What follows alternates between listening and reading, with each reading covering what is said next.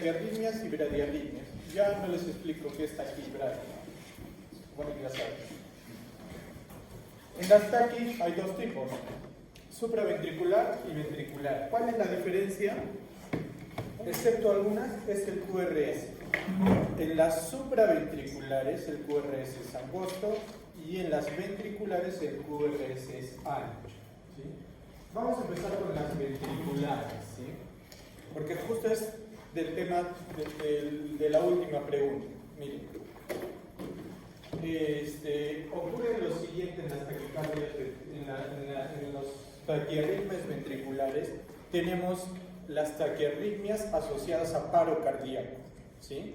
Que son la taquicardia ventricular y la fibrilación ventricular. Digamos, son las peores arritmias que puede tener una persona porque prácticamente está muerta, ¿sí?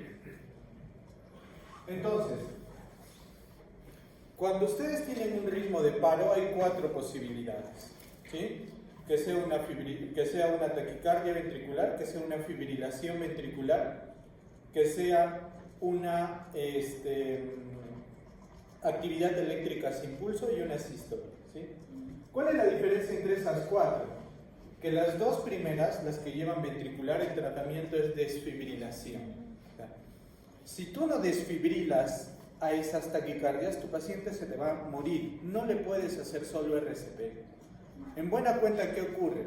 Por eso esa pregunta tendría doble respuesta. ¿Por qué? Porque tú cuando te enfrentas a un paciente, digamos tú estás en la calle caminando por ahí y si alguien se te desmaya, ¿habrá forma que tú distingas una sistolia de una fibrilación ventricular? No hay forma. Por tanto, ¿cuál es el tratamiento de elección? RCP, compresiones. Pero si en la pregunta te están colocando un EKG, quiere decir que tú estás en el hospital, no en la calle, ¿no? En el hospital, tu paciente sin función, o sea, está sin presión y sin pulso. Y de pronto ves en el monitor una fibrilación ventricular. ¿Le harás RCP?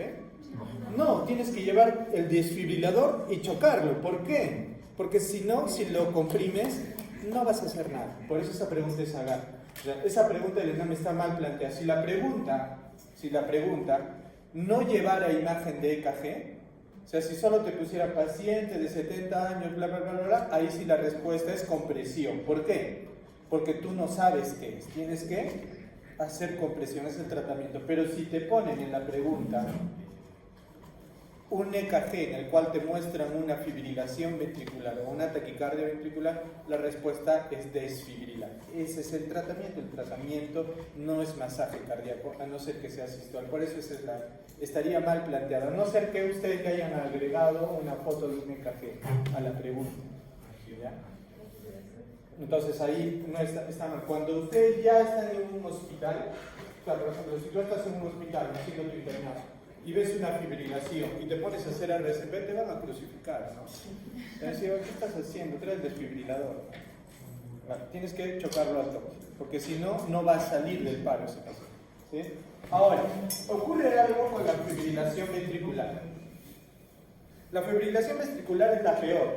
O sea, ese paciente ya está muerto prácticamente. Pero la taquicardia ventricular, puede existir una taquicardia ventricular en un paciente vivo, digamos, que está comprometido, sí, pero vivo, y puede tener una taquicardia ventricular. ¿Por qué? Porque es posible que haya una taquicardia ventricular en paciente estable. No así con la fibrilación ventricular. Entonces, cuando nosotros evaluamos a un paciente con cualquiera de las arritmias, tenemos que primero tomar la decisión si amerita tratamiento o no. Es lo primero que tienen que saber. Este paciente que está taquicárdico, ¿amerita tratamiento o no amerita tratamiento? Y para que amerite o no amerite tratamiento, tú tienes que plantearte varias cosas. Primero, si ese paciente está hemodinámicamente estable. O sea, su presión arterial su PAM esté más de 65. Si no, si la presión está baja, amerita tratamiento urgente, ¿sí? ¿Qué más? Si el estado de conciencia está alterado, tratamiento urgente. Si el paciente ha presentado síncope asociado a la arritmia, tratamiento urgente. Si el paciente tiene angina asociado a la arritmia, tratamiento urgente. Y finalmente, si el paciente tiene insuficiencia cardíaca asociado a la arritmia, tratamiento urgente. En todos los restos de casos no. Por ejemplo, si tú tienes una paciente que viene y te dice, doctor, siento palpitaciones, y tú ves una taquicardia, ¿amerita tratamiento urgente? No, no.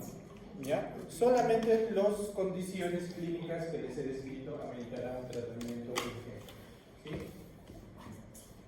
Ahora, en cuanto a desfibrilación, existen dos tipos: la desfibrilación eléctrica y la desfibrilación farmacológica. La desfibrilación eléctrica, que aplica para todas las arritmias, ¿sí? Hay que puntualizar, ¿a partir de cuánto se inicia? ¿De cuántos joules?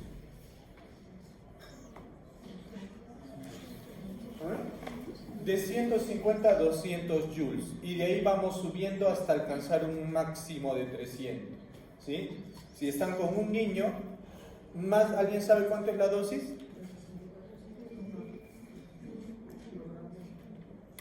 ¿Cuánto es la dosis? ¿Se acuerdan? Aprox de 1 a 2 joules por kilo de peso. ¿Sí? Porque si a un niño de 3 años le pasas 200, lo vas a quemar, ¿no? Entonces, es dependiendo también del peso. Ahora, no vaya a ser que los agarren. Bueno, ya no existe, pero en teoría sí. Hay dos tipos de desfibriladores: los monofásicos y los bifásicos. ¿Sí? Los bifásicos utilizan menor cantidad de corriente porque lo administran más eficientemente. ¿Sí? Normalmente con un bifásico iniciamos entre 150 y 200. En cambio, en un monofásico hay que iniciar en 300. ¿Sí? Ya casi la mayoría de hospitales, de centros médicos, ya no tienen monofásicos, son muy antiguos. Por ahí viene una pregunta en el examen, ya saben que es con monofásico, es 300. ¿Sí? Con lo que se administra. La desfibrilación, eso lo hacemos, la desfibrilación eléctrica se hace en dos condiciones: cuando un paciente esté en paro, ¿sí? Cuando un paciente esté en paro cardíaco, ¿sí? No le puedo hacer desfibrilación farmacológica, le tengo que hacer eléctrica, le tengo que meter corriente, si está en paro, o que el paciente esté en shock. ¿Ya? Entonces, ahí nos vamos a saltar hasta fibrilación auricular. ¿Ya? ¿Por qué? Porque vamos a terminar de hablar de la terapia de reversión eléctrica. En caso de fibrilación auricular, doctor, ¿yo le puedo desfibrilar? Sí. Si tu paciente con fibrilación auricular está en shock, le das desfibrilación eléctrica, ¿sí? Pero ojo, en este caso no se utiliza la misma dosis que el paciente que esté en paro, se utiliza una dosis menor, ¿sí? Entre 30 a 50 joules, es un poquito menos. Ya al paciente le tienes que administrar sedación previa, ¿no? Si se lo haces despierto, el paciente puede hacer un estímulo simpático tan fuerte que te puede hacer un paro por el dolor tan intenso que va a sentir. Entonces hay que ponerle una benzodiazepina y recién administrarle la pasada de corriente. ¿Sí?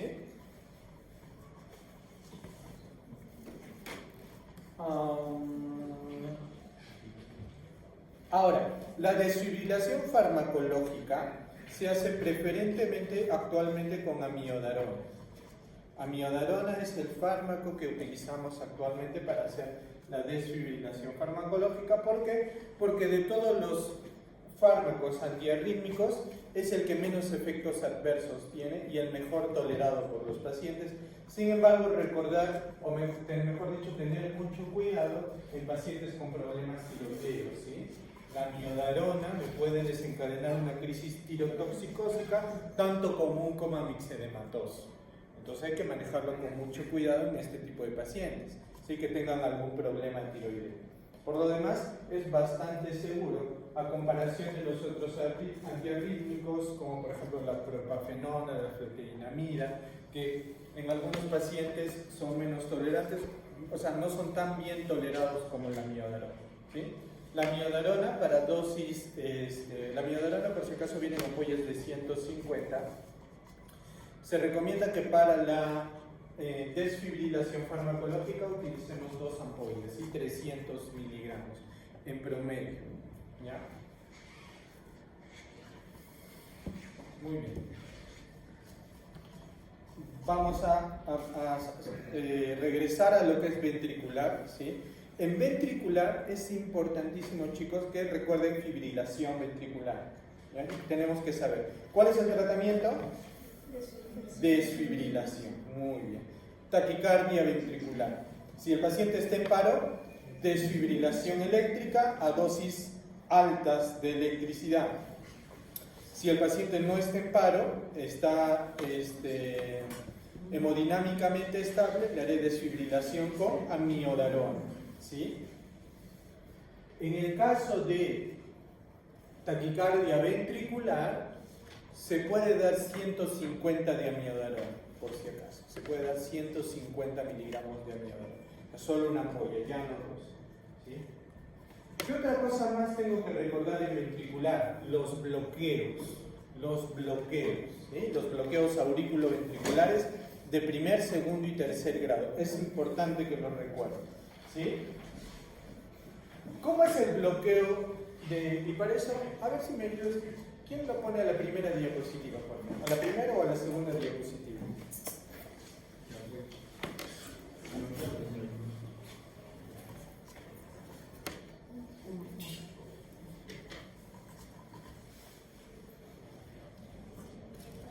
¿Dónde está un café? Acá es.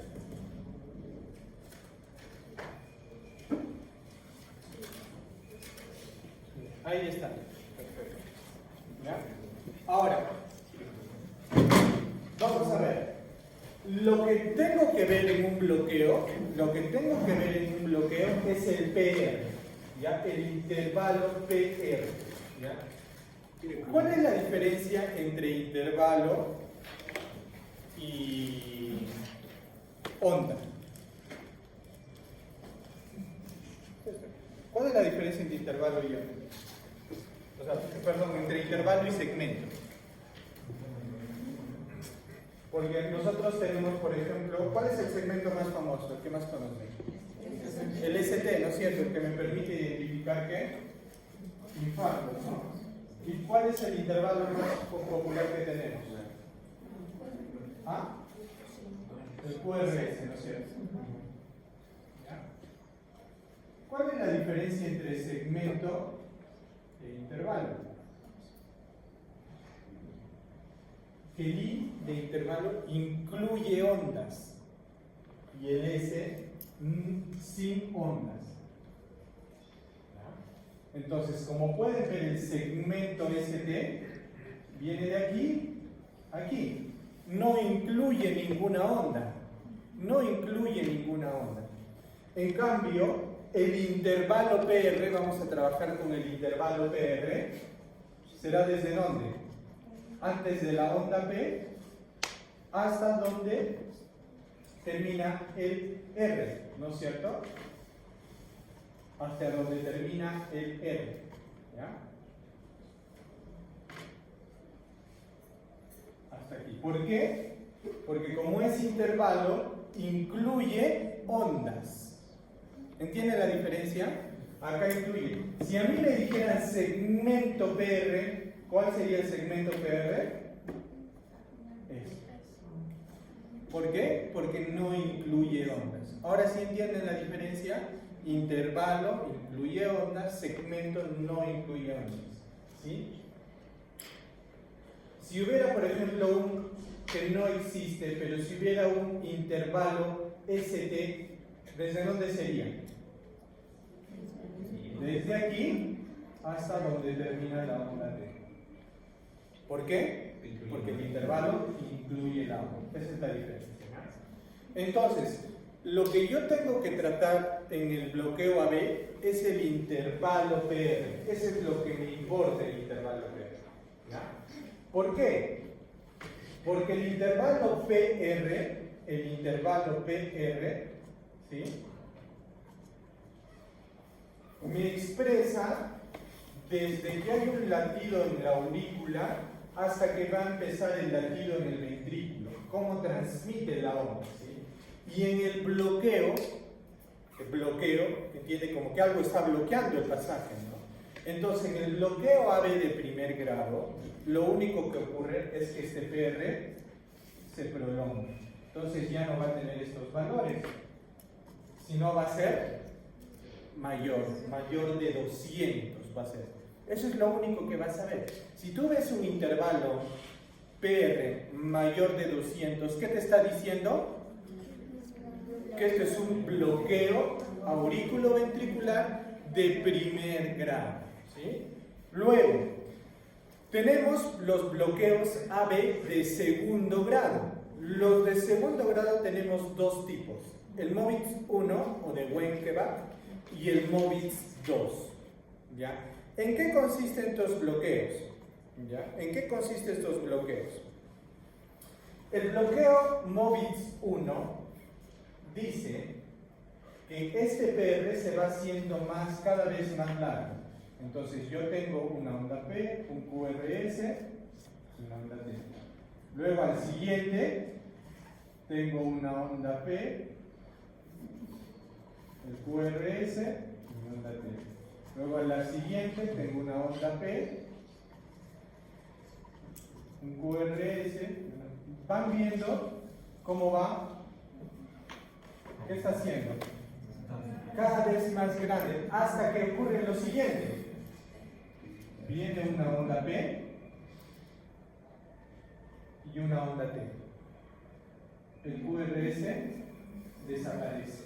O sea, hay un estímulo, el nodo sinusal bota un estímulo, pero el AB ya no lo transmite. O sea, perdemos un QRS. Ese es el MOBITS 1 o Wenckebach. Se va ensanchando progresivamente el PR hasta que de la nada desaparece un QRS, o sea, desaparece un latido. ¿Se entiende?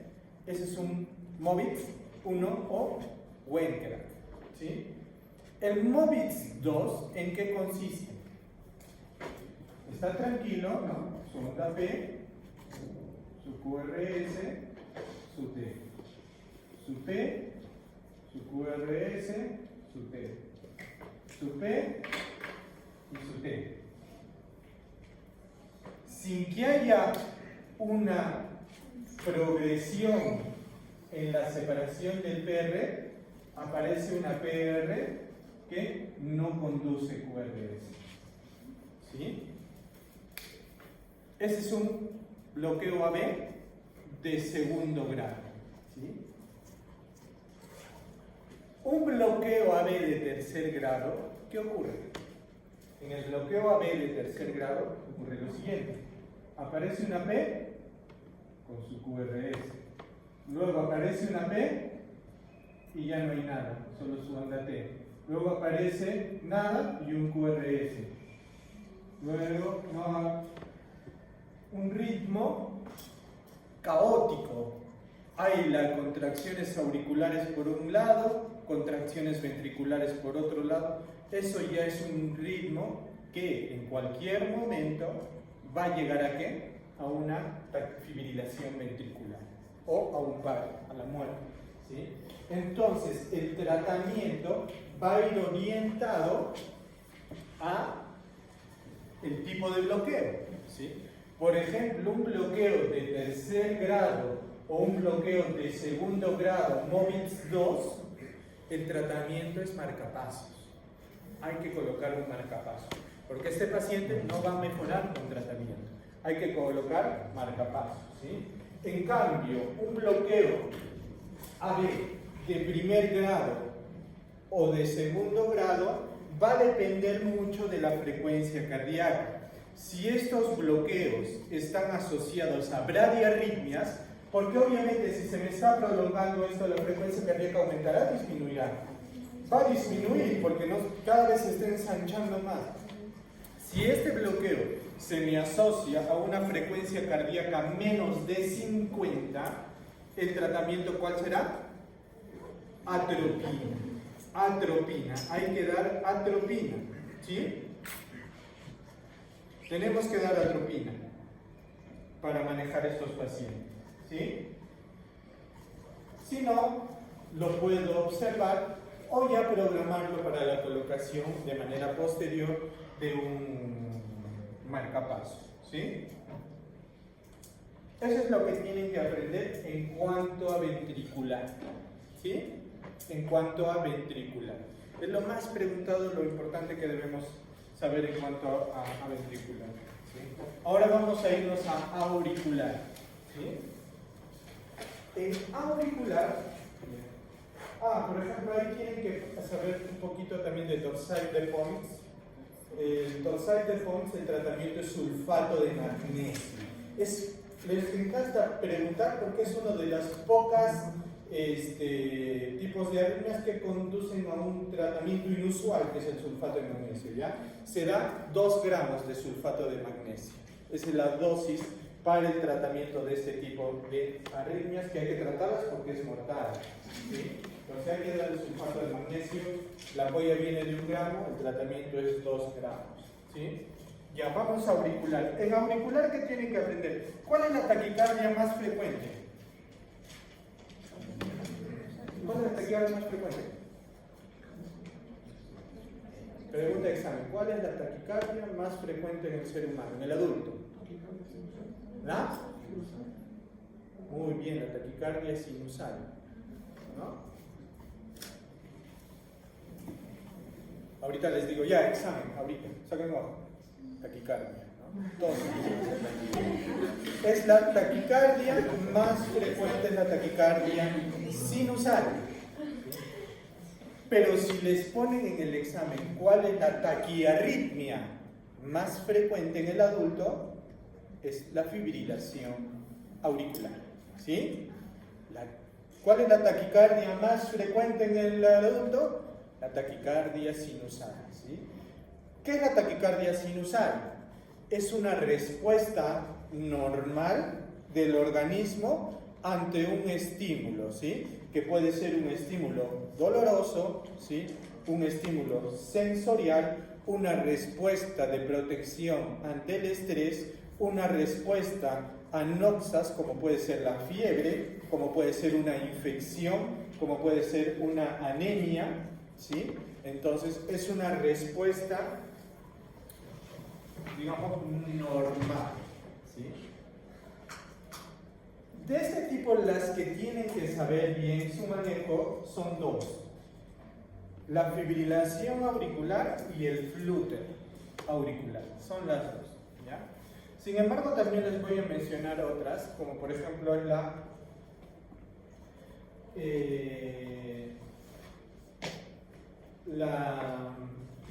taquicardia ortodrómica, ¿sí? ¿Por qué es importante conocerla, la taquicardia ortodrómica, auricular ortodrómica?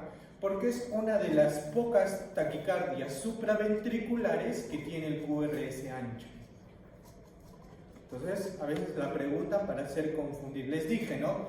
Todo lo supraventricular es QRS angosto. Todo lo ventricular es QRS ancho. Entonces, si ustedes ven en un EKG un QRS ancho, automáticamente, ¿qué tienen que decir? Esta taquicardia es ventricular. Si ven un QRS estrecho, automáticamente, ¿qué tienen que decir? Esta taquicardia es supraventricular, ¿no? Y las supraventriculares, obviamente, serán de aurícula. Pero hay una que es la ortodrómica, que me da, que no es muy frecuente, de hecho es bastante rara, pero tiene la particularidad, y alguna vez es preguntada, porque es una taquicardia supraventricular que me da QRS ancho, ¿ya? Entonces, por esa razón hay que conocerla, ¿sí? Luego la otra que hay que conocer, bueno, pero para fines nada más de conocimiento de ustedes, es la taquicardia, la taquicardia auricular inapropiada. La taquicardia auricular inapropiada, ¿ya? Que es una respuesta anormal, ¿no? Una respuesta anormal de protección. Por ejemplo, ¿cuál es la causa más frecuente? La taquicardia a la ortopnea. Son pacientes que están echados felices de la vida, se paran de estar echados y empiezan a taquicardizar. Y están media hora taquicárdigos. Eso no es una taquicardia sinusal. Porque ¿para qué sirve la taquicardia cuando te paras? Puede ser un ratito, pero no puede durar media hora. Entonces, esa es, por ejemplo, la taquicardia inusual. ¿Sí?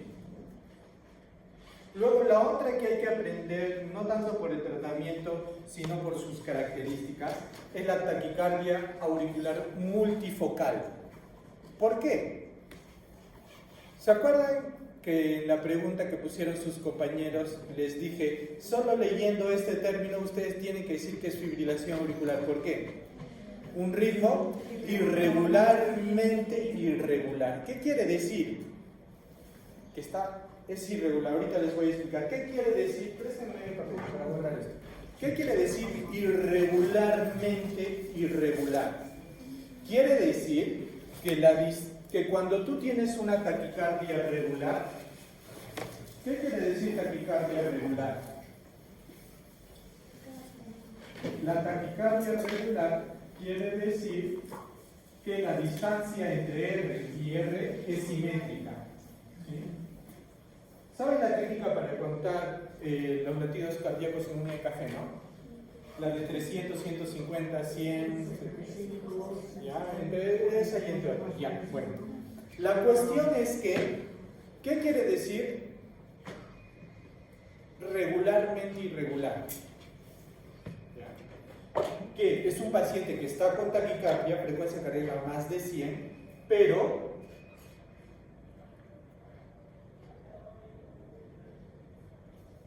la distancia de acá a acá es igual.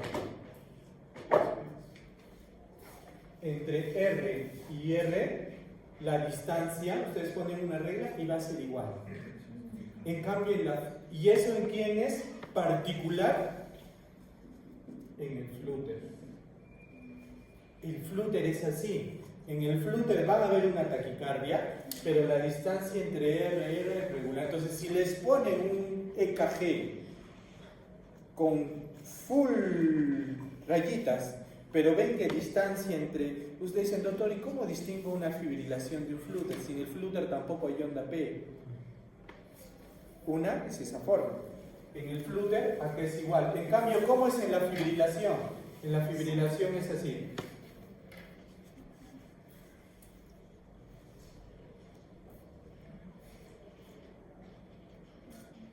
¿Ven? Miren. Esta distancia, de acá otra, de acá otra, de acá otra, de acá otra y de acá otra. ¿Se dieron cuenta? Irregularmente irregular. ¿Ya? Pero ¿cuál es el problema? La taquicardia auricular multifocal también me da el ritmo irregularmente irregular. Entonces me puede hacer confundir. ¿Ya? Me puede hacer confundir. ¿Cuál será, entonces, doctor, cómo distingo una taquicardia auricular multifocal de una fibrilación auricular si es que ambas me dan un ritmo irregularmente irregular? ¿Cómo las distingo? Porque la fibrilación no tiene onda P, pero la taquicardia auricular sí tiene onda P. Esa es la diferencia, la presencia de onda P. En fibrilación no hay onda P.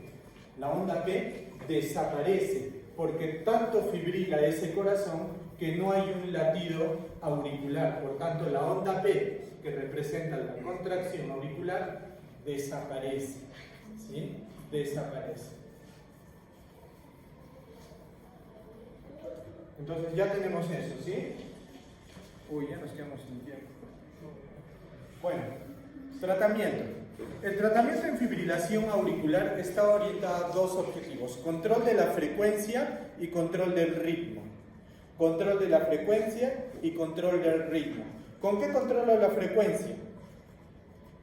Beta bloqueadores, calcio antagonistas, ¿ya? Beta bloqueadores, calcio antagonistas, glucósidos cardíacos, ¿sí? Glucósidos cardíacos. ¿Y con qué controlo el ritmo? Amiodarona, propafenona, ¿ya? Doctor, ¿qué es más prioritario? ¿Controlar la frecuencia o controlar el ritmo? El ritmo. Lo prioritario, lo primero que tienes que hacer es controlar el ritmo y ya luego puedes manejar la frecuencia de manera crónica, ¿sí? ¿Qué más hay que hacer en fibrilación y en Flutter? Anticoagular a tu paciente, anticoagular a tu paciente, ¿sí? Anticoagular a tu paciente porque estos pacientes tienen riesgo de hacer eventos, ¿sí? Embólicos, ¿sí? Eventos embólicos, entonces hay que tener mucho cuidado. Doctor, si yo tengo una fibrilación auricular, ¿a todos los anticoagulo? Y les ponen, ¿a todos se anticoagula? No. ¿En cómo decido a quién sí y a quién no? CHA2DS2. Muy bien, tienen que utilizar todo paciente con fibrilación el score de CHA2DS2. Si ese score me sale de 2 o más, anticoagulo. Si me sale 1, 0, no necesita anticoagulación. Ya, doctor, me sale CHA2DS2 en 3, ¿lo anticoagulo? No. Tengo que aplicarle la escala de Has-Bled, H-A-S-B-L-E-D. ¿Para qué sirve esa escala? Evalúa el riesgo de sangrado en pacientes que van a tomar anticoagulante. Si tu Has-Bled, y chicos, es importantísimo que hagan eso, ¿sí? Tengo un residente que está castigado todo el mes por eso. Es un paciente con ACV isquémico que se pone a hacer 2 días fiebre y me dicen, doctor, está haciendo fiebre, ¿qué infección creen que sea? Y le digo, sácale una tomografía y vas a ver la infección. Le saca la tomografía y el ACV isquémico se volvió hemorrágico. ¿Por qué? Porque le iniciaron muy rápido enoxaparina. ¿Por qué? Porque no aplicó Has-Bled. El Has-Bled estaba altísimo. O sea, ese paciente no lo podías anticoagular porque iba a sangrar y sangró, ¿no? Y luego vino con su ACV isquémico y ahora se va con isquémico, con conversión hemorrágica, peor deterioro neurológico, ¿no? Entonces es importante que conozcan ustedes esas escalas y que sepan en qué momento aplicarlas, ¿sí? Y luego, finalmente, porque ya nos alcanza el tiempo en fibrilación, recuerden que hay tipos de fibrilación, ¿sí? La fibrilación auricular de reciente diagnóstico, la fibrilación auricular paroxística, que es esa que dura menos de 7 días, la fibrilación auricular de larga duración, que dura más de 7 días y hasta 1 año, la de muy larga duración, que dura más de 1 año, y la fibrilación auricular permanente. ¿Qué es la fibrilación auricular permanente? Es la presencia de fibrilación auricular, pero que tanto el paciente como el médico deciden no tratar, no dar ningún tipo de tratamiento, ni para controlar el ritmo, ni para controlar la frecuencia, solamente anticoagulación. ¿Por qué? Porque bueno, el paciente de repente es muy anciano, no amerita dar tratamiento. Recuerden también que hay factores que predisponen mucho a estas arritmias, a todas las arritmias, ¿ya? ¿Cuál es el principal de ellos?